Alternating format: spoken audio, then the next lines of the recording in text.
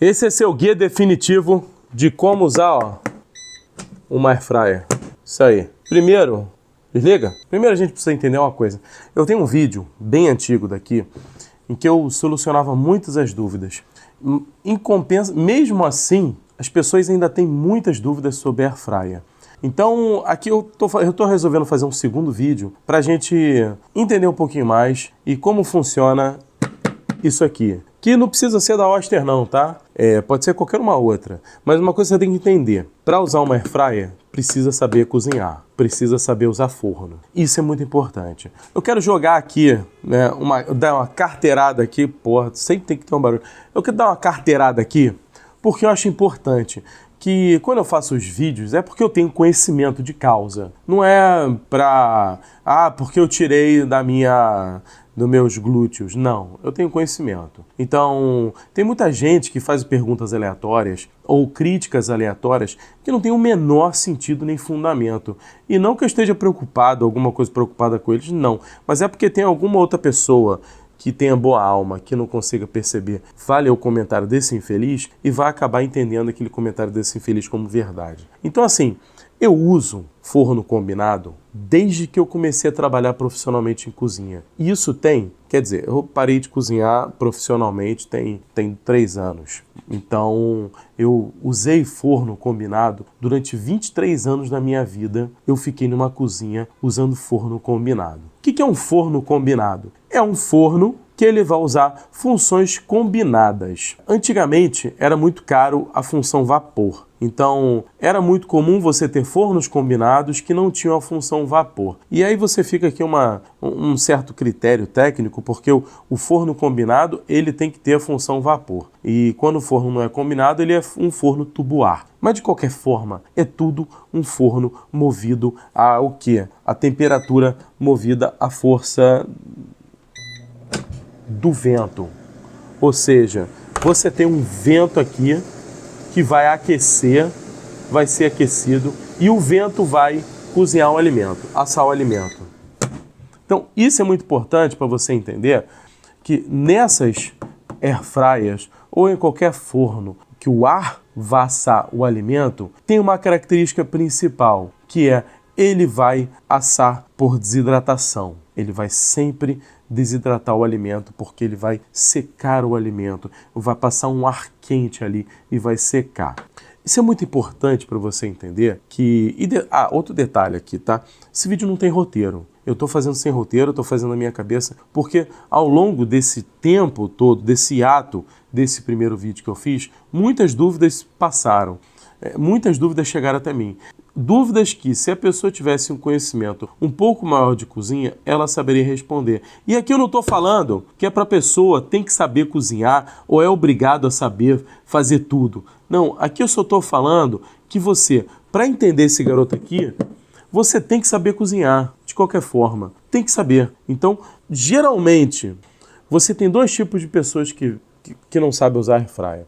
Aquela pessoa que não sabe cozinhar nada e aí ela acha que isso aqui vai salvar a tua vida. Ou aquela pessoa que ela não entendeu que isso aqui é um forno em miniatura. Então, para a pessoa que não entendeu que isso aqui é um forno em miniatura, eu estou falando, isso aqui é um forno em miniatura, tá? Sendo bem prolixo.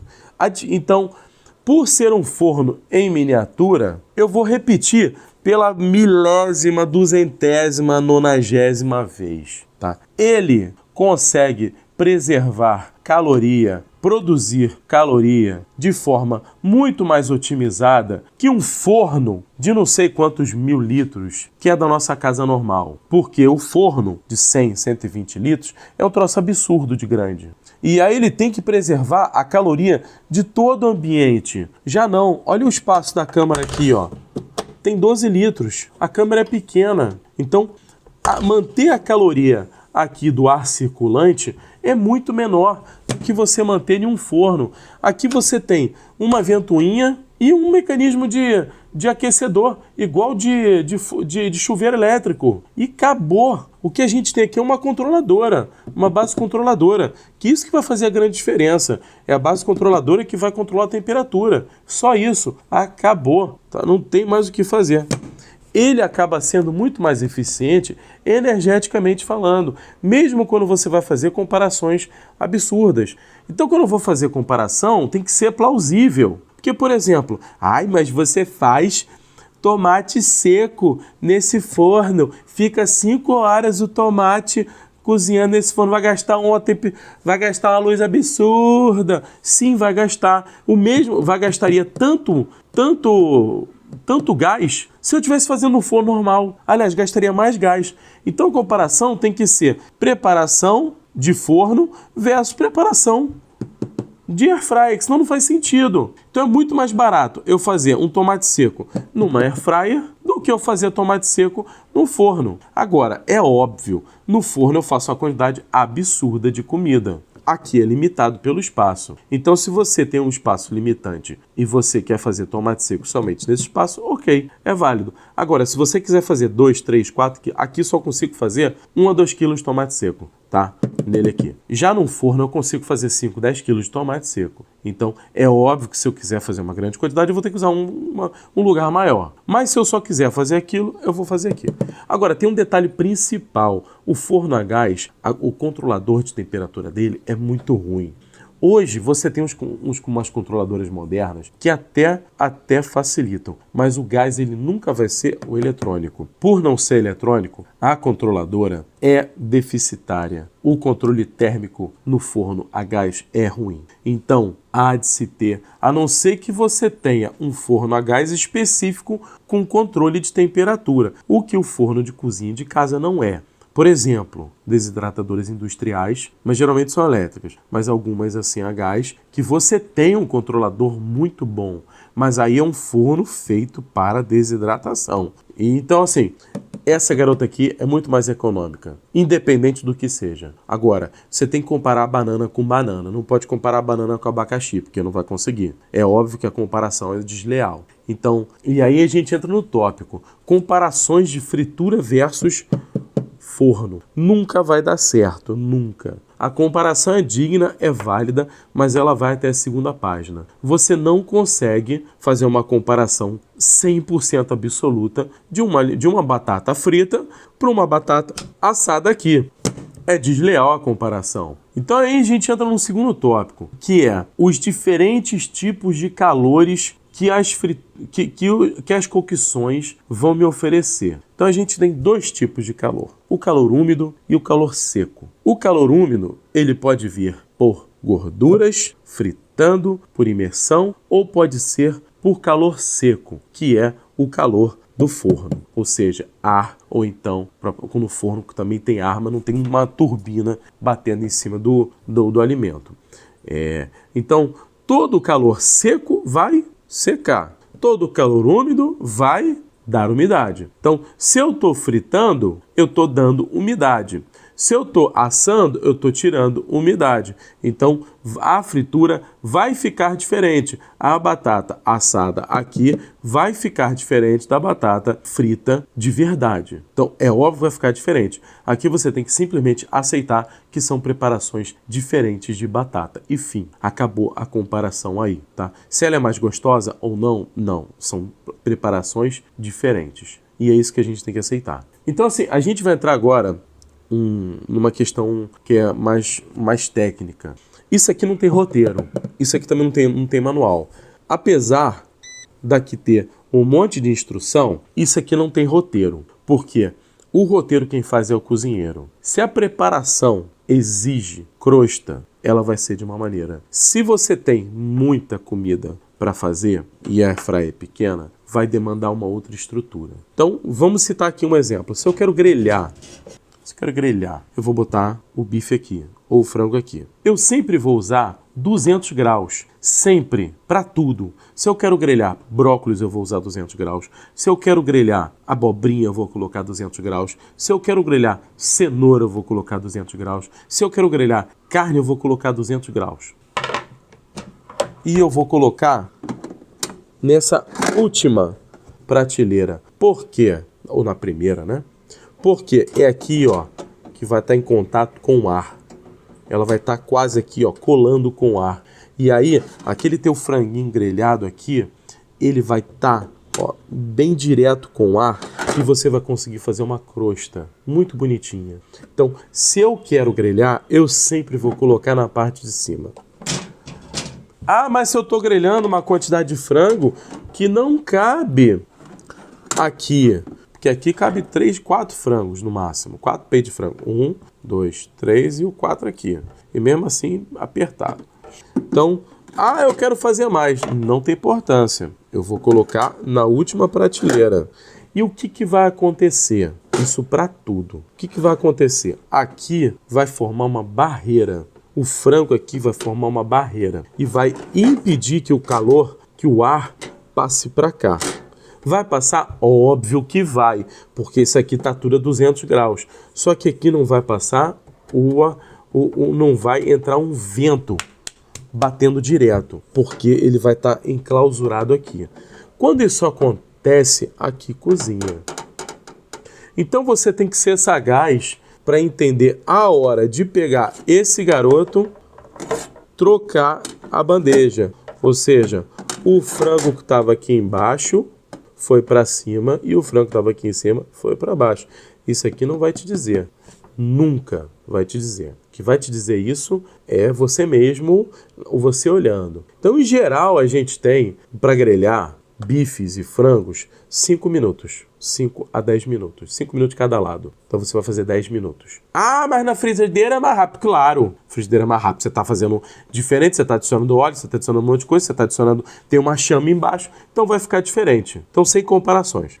Outra coisa, para carnes grelhadas, você sempre vai adicionar óleo, azeite ou gordura ou o que você quiser na carne. Porque se você tem um vento seco a 200 graus batendo em você, você vai ficar ressecado. Então, a gordura é muito importante para a carne ganhar umidade. Senão, você vai ganhar uma sola de sapato grelhada. A não ser que sua carne seja de muito boa qualidade. Então, a não ser que sua carne seja de muito boa qualidade, seja um wagyu da vida, você vai precisar colocar gordura no bife ou no frango, no que você quiser, para fazer essa grelhada dar certo. Então, isso é um ponto que precisa ser feito. Vamos para as carnes assadas. Se a carne ela é assada, ela é uma carne maior, ela é uma carne de segunda, ou é uma carne que vai precisar de uma cocção maior, porque ela tem uma peça. Aí, você vai fazer o seguinte, geralmente, se for uma peça grande, você não vai usar bandeja, você não vai usar isso aqui, vai depender.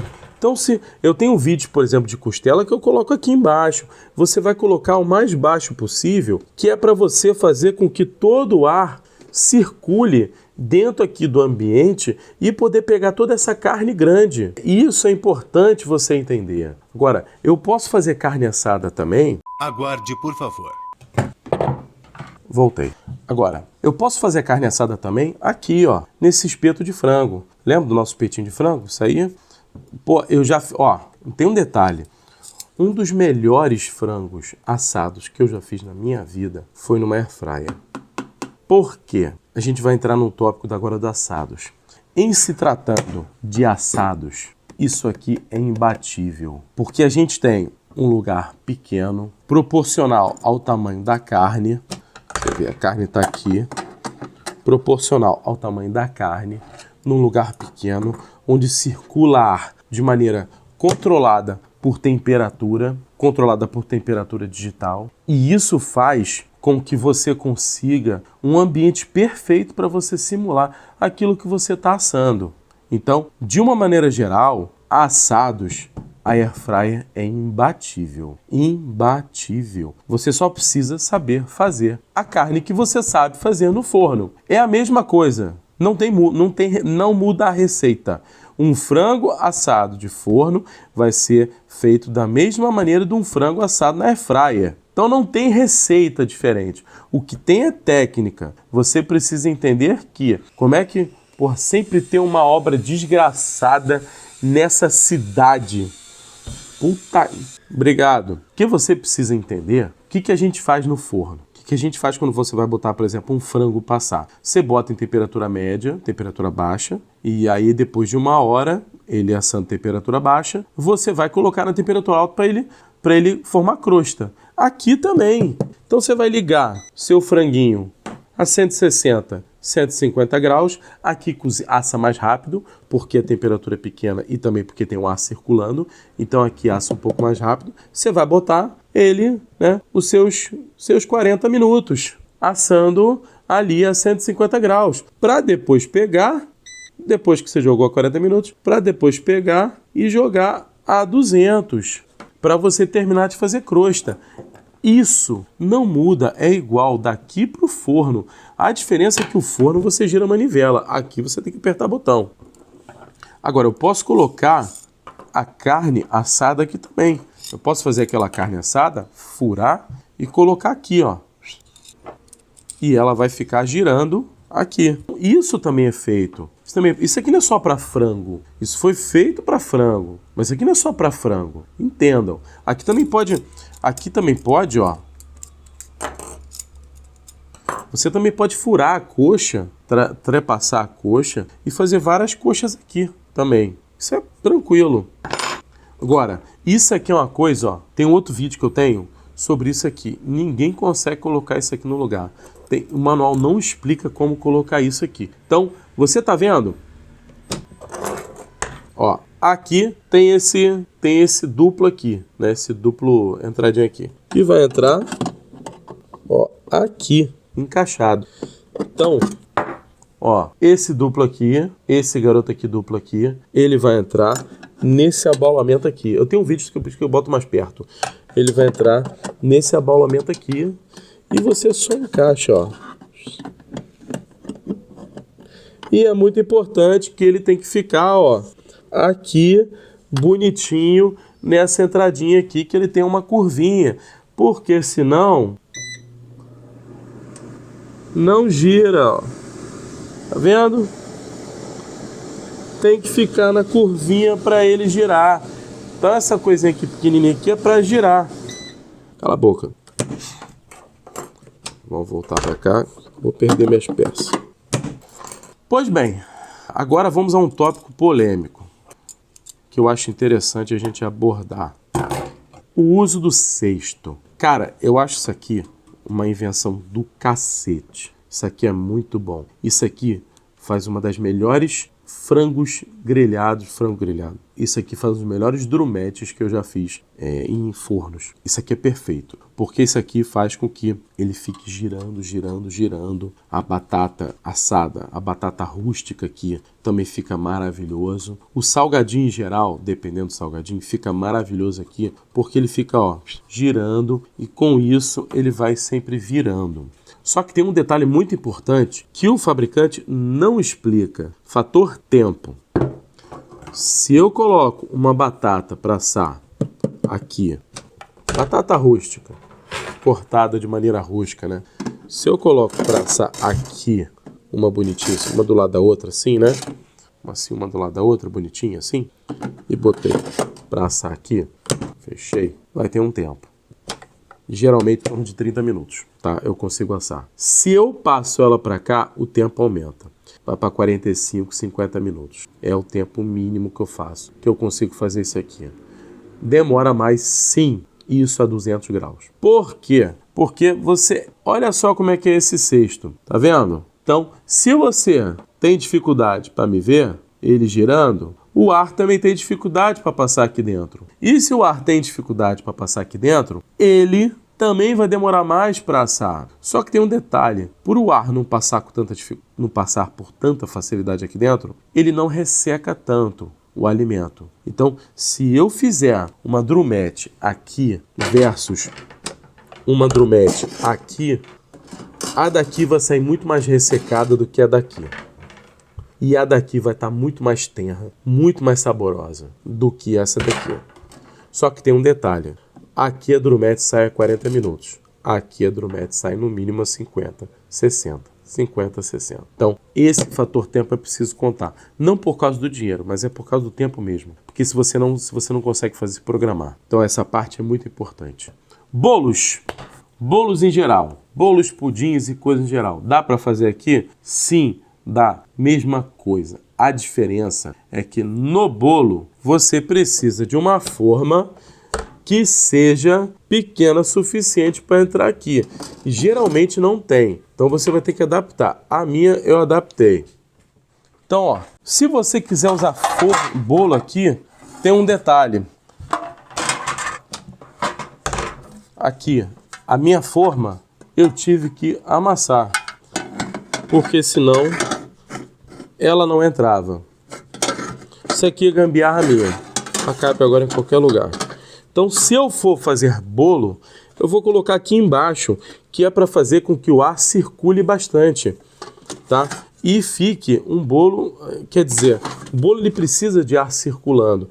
E aqui eu não posso colocar a 200 graus, nem 180. Por quê? O ar resseca. De novo, eu sempre estou falando ar. O ar resseca. Se o ar resseca, vai ressecar o bolo e vai queimar o bolo. Então aqui você tem que fazer um bolo a 160, 165. E aí que vem o pulo do gato. Você não precisa se preocupar com o forno aberto na hora de você verificar. Abriu aquele problema, o bolo vai solar. Não, por quê? Porque quando você abre, o bolo tá aqui. Beleza? E eu quero ver como é que tá. Pô, mas eu não consigo ver direito. Como é que tá? E aí? Eu vou abrir aqui, ó. E não tem problema, porque, vejam, continua circulando. Você não tem choque térmico, porque o ar continua passando por todo o sistema aqui. Então o bolo ele não sofre choque térmico. Se ele não vai sofrer choque térmico, você não precisa se preocupar em solar o bolo porque abriu. Tá? Então você precisa se preocupar em saber fazer bolo. E a temperatura, que vai ser mais baixa do que o forno normal. Aliás, forno normal médio é uma temperatura muito, muito doida, porque alguns fornos a temperatura média é 170, outra temperatura média é 150.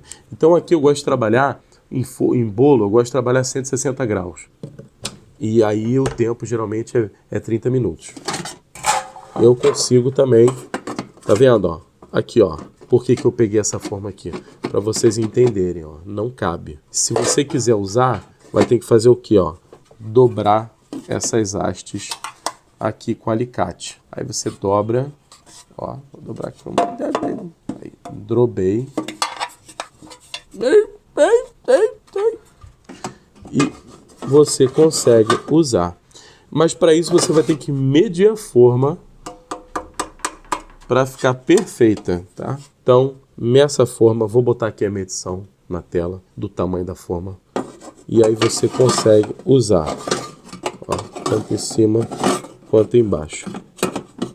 Aqui não dá por causa dessa entrada aqui. Mas aí você consegue botar aqui. Então, é isso.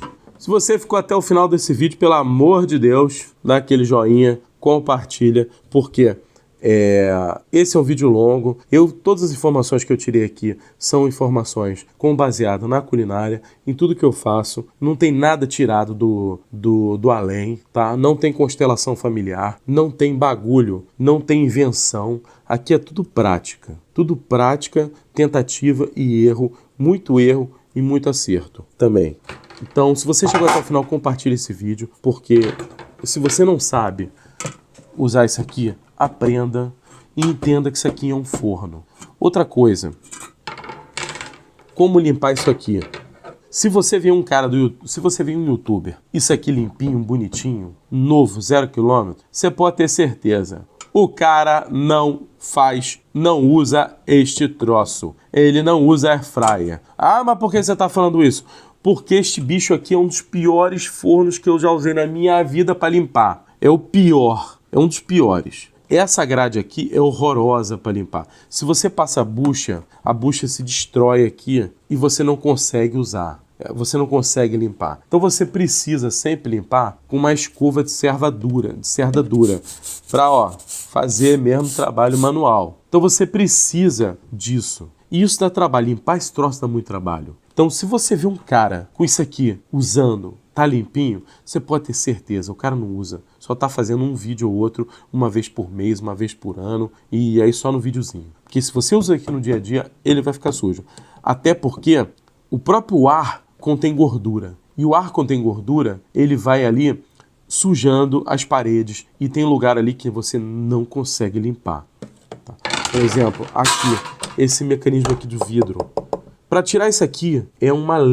Pô, nossa, são 3 horas para tirar isso aqui. Então assim, dá trabalho limpar esse forno. Dá muito trabalho. Ele é bom, mas dá trabalho. Eu tô falando isso porque eu sempre vejo vídeo no YouTube da galera usando isso aqui. E todo mundo tá limpinho. Geralmente tá limpinho. E eu vou te falar o seguinte, é impossível ele ficar brilhando igual como você tirou da fábrica. É impossível. Porque é difícil de limpar para boné. Tem muita ranhura, tem muito detalhe. Limpar essa cesta, ó, para ficar perfeitamente limpinha, dá um trabalho do boné e você não consegue atingir certos lugares, você não consegue atingir com a limpeza, nem com a esponja, nem chegar com o braço, com a mão.